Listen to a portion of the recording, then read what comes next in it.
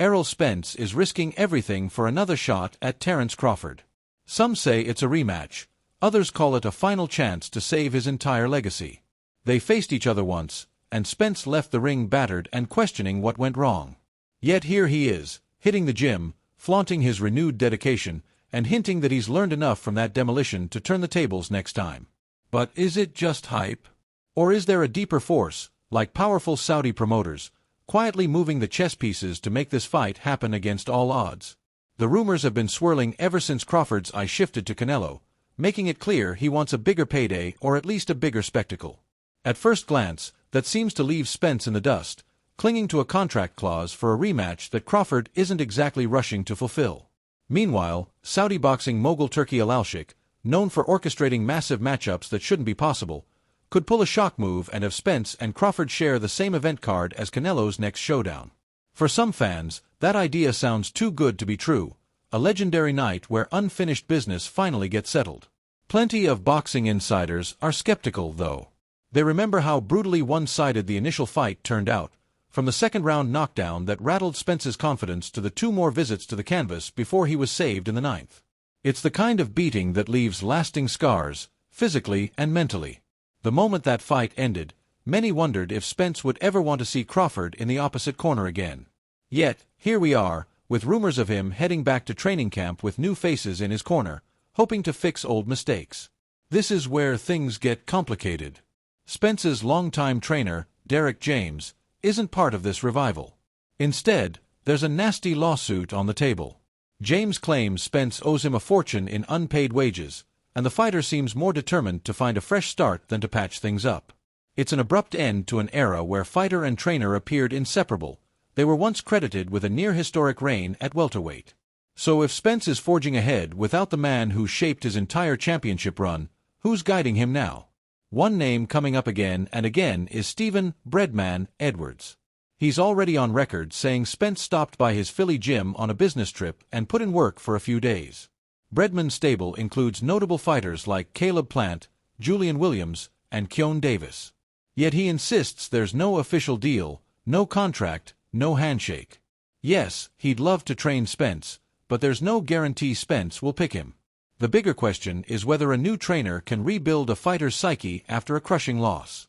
Because let's face it, Spence's meltdown in the ring against Crawford looked less like a strategic defeat and more like a breakdown in confidence. That mental edge might be the real key to turning Spence into a competitive force again, especially if he's moving up to 154 pounds. Despite it all, Spence is projecting optimism, appearing on social media and proclaiming he'll be back in full force soon, maybe October, maybe November. He's careful not to overpromise, acknowledging that he's interviewing multiple trainers, testing the waters to find someone who can fine-tune whatever he believes went wrong. It's a delicate task. Keep the fundamental style that earned him 3 welterweight belts, but sharpen it enough to handle someone as merciless as Crawford. That's not the only obstacle looming over this rematch. There's also the question of whether fans even want to see Spence go through that ordeal again. After the first result, some people wrote him off, and Crawford's recent jabs haven't helped. Crawford made headlines by saying Spence isn't a Hall of Famer right now, essentially dismissing the biggest name he's ever beaten. It's caused a firestorm, with fans arguing that a great champion would never belittle his own best victory. Others claim Crawford is just speaking his mind, refusing to dish out free respect. So is Spence truly unworthy of the Hall of Fame? Some experts say no. They point out how he unified 3 major belts, took down Kell Brook, Sean Porter, Danny Garcia, and Mikey Garcia, and reigned as one of the top welterweights for about 6 years. Yes, he's only fought at 147 pounds, and yes, he has a lopsided loss to Crawford on his record. But when you line him up against other welterweight standouts from the last few decades, he doesn't look out of place. Guys like Tim Bradley, Buddy McGirt, and even Miguel Cotto each had unique paths and levels of acclaim. Spence's single-division dominance could measure up if you're taking into account his overall run, his consistent top ranking, and the star power he brought. But that's exactly where it gets spicy. Crawford's so-called devaluing of Spence might just be an ego move. You can interpret it as bragging rights. I took out someone who's not even Hall of Fame material, so imagine how great I must be. On the other hand, it might be Crawford's honest view of Spence's accomplishments. No one's forced to call their opponent legendary if they don't actually believe it. Still, it undeniably stirs the pot because Crawford's crowning achievement so far is that dominant victory over Spence. If his greatest triumph is so easily brushed aside, what does that say about Crawford's overall resume? Fans and media folks are quick to recall earlier times in boxing when Manny Pacquiao faced doping accusations or Floyd Mayweather faced lawsuits. The deeper you dig into these controversies, the more you see how complicated legacy is. Some also remember Manny's situation with defamation suits and speculation about his drastic drop in knockout ratios after certain testing requirements. That story always had multiple angles. Manny sued Floyd, Floyd settled, and neither side walked away unscathed. Boxing is full of suspicions, rumors, sealed test results, and strategic smear campaigns. Now, Crawford's part of that same pattern of rumor and reputation. He's not exactly accusing Spence of anything illegal, but by saying Spence isn't worthy of the Hall of Fame, he might as well be chipping away at the aura of the toughest guy he's ever beaten. The back and forth between "he's special" and "he's not all that" is as old as the sport itself. Some onlookers roll their eyes, claiming it's just a standard tactic: discredit your foes once you've taken them out. The real question is whether Spence can prove Crawford wrong by staging a comeback that cements his place among the welterweight greats. Many believe that if Spence moves to 154 pounds, he'll be more comfortable, less drained, and far more dangerous. Maybe that was the real problem in the first fight, a grueling weight cut that left him vulnerable. Or maybe it was just Crawford's superior skill. A new trainer might tweak Spence's defense, sharpen his timing, and help him avoid those devastating counters that made him look outmatched. Then again, if the mental scars run deeper than we suspect, no strategy tweak will fix what's broken inside. This all ties back into the potential rematch. One half of the world wants to see if Spence can flip the script and redeem himself, while the other half insists the outcome is already a foregone conclusion.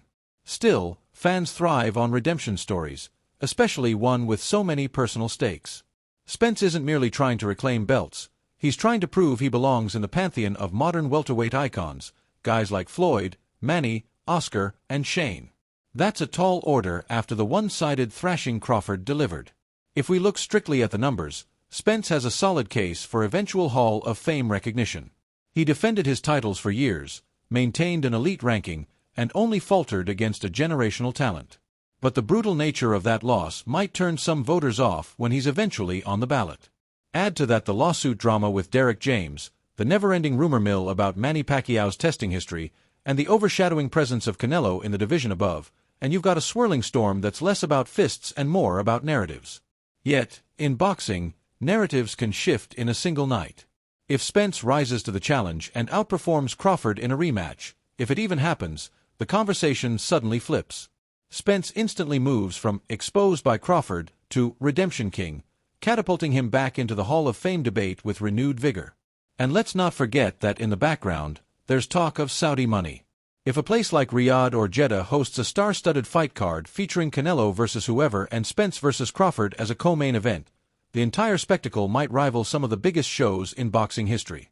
With that level of global attention, a standout performance could rebrand Spence forever. For now, the only certainty is that Errol Spence is in the gym, searching for a perfect fit with a new trainer, preparing his mind and body for a second go at the man who nearly wrecked his career. Whether he faces Crawford soon, or whether they both move in separate directions, remains up in the air. But the tension is undeniable. The moment you bring up Errol Spence's next fight, people get excited. Some say he's going to be better than ever, while others say once a fighter breaks, he can't piece himself together the same way again. It's the timeless question: can a champion reinvent himself after a crushing defeat, or will he always be chasing the ghost of what he once was? If he does lock horns with Crawford in a few months, he'll be walking into a minefield of public opinion. Fans, experts, and promoters will be dissecting his every move, searching for cracks. And if he wants to silence the doubters, he'll need to show not just a strong physique, but a fearless mindset, the very thing that deserted him in their first matchup. The stakes are beyond belt collections and financial rewards. They're about preserving, or reviving, a reputation that once seemed unstoppable. For Crawford, the fight could be a simple matter of proving he's still levels above Spence, reaffirming his place as the best in the division or even in the entire sport. For Spence, it's an all-or-nothing mission: recapture a shred of what made him a champion and prove to the world, and himself, that one humiliating night doesn't define his legacy. If he fails, the conversation about his Hall of Fame chances might end right there, pinned under the weight of one of boxing's most decisive series. In the end, this isn't just about two men in a ring. It's about the unpredictability of big money deals, fragile psyches, personal grudges, and the ongoing need to establish one's place among the all-time greats. Sometimes, that need pushes fighters to prove they still have the spark.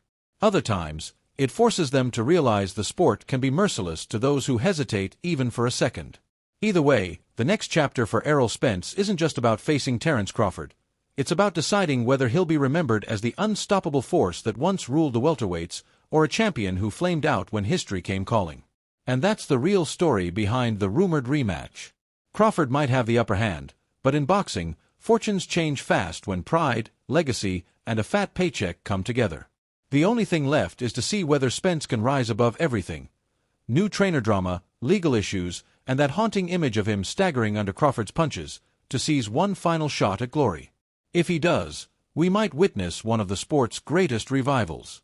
If he doesn't, we'll remember that no matter how high you climb, there's always another side of the mountain waiting to send you tumbling down.